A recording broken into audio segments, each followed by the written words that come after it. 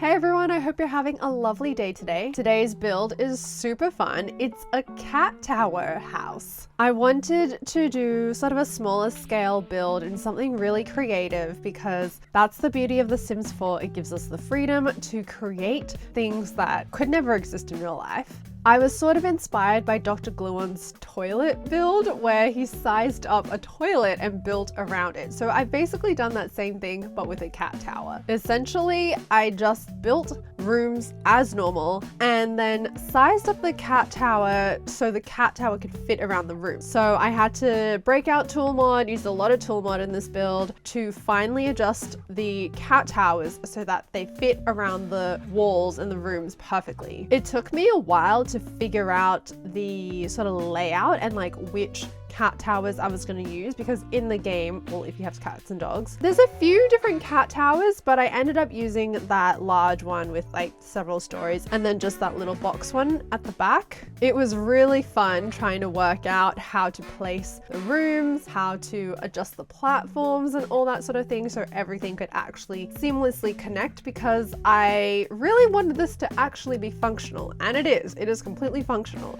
except for one thing. The table, I'll show you in a second, but there is one part that isn't functional, but it's not really a big deal. The color palette that we've gone for is colorful pastel vibes. I thought it just matched the color of the actual cat towers and just, you know, it's a fun, playful, light-hearted build, so I wanted to use fun, light colors. So when you go up the stairs, the first thing we have is a very open living room. Obviously, it's not really sheltered, there's no walls around it, but it's not real life. It's fine. So then when you go up the little steps to the left, that's enclosed in that little box, that is the kitchen. So I had to raise the platform up a little bit so that it would line up with the bottom of the box in the cat tree. And I just did like cute pink tiles and again, very like light colors in there. It's a fully functional kitchen. It is a little bit tight. The thing that's not functional is I can't actually go up the ladder up to the tables and chairs upstairs, but you can always teleport your sim up there, but they can always eat on the couch. So then I added in another little cat tower at the back. The upstairs level is the bedroom. Again, it's fully functional. Your sim can go up those little steps and get into bed. I kept the decor in every room fairly simple just because they're such small spaces. I didn't want it to feel overly cluttered or cramped. I went for a bit of a like mismatched furniture, but still staying in that same color palette just to make it feel really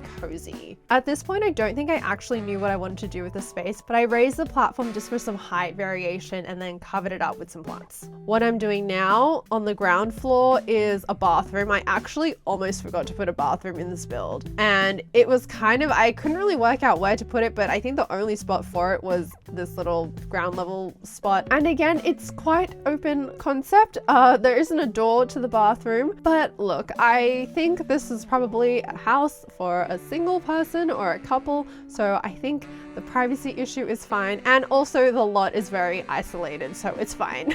Landscaping, kept it pretty minimal this build. Those wisterias I had to hang up there actually just to hide the bottom of the platform. This build was more about the structure and just trying to bring the concept to life. I didn't really think too hard about landscaping. So the bathroom is fully functional. We've got a shower in there, a little toilet, added some hanging plants at the back. Of course, needed to have a kitty litter there. This little hammock area, we just sized up a bunch of cat toys and put them in there. I think it's really cute that they all sit in there. So the thing about the sized up cat toys, if you move a cat in, they might actually like grab one of the giant cat toys and start playing with it, and it looks kind of funny because the little body is like sort of halfway sticking out of the giant cat toy. Underneath the bedroom, I just raised the platform a little bit, and this space is just like the ultimate cat hangout. I grabbed these hanging lights and decided to cover them up with sized up balls of wool. Like I said before, your cat may start playing with these giant balls of wool. Just be aware of that. You might notice some of the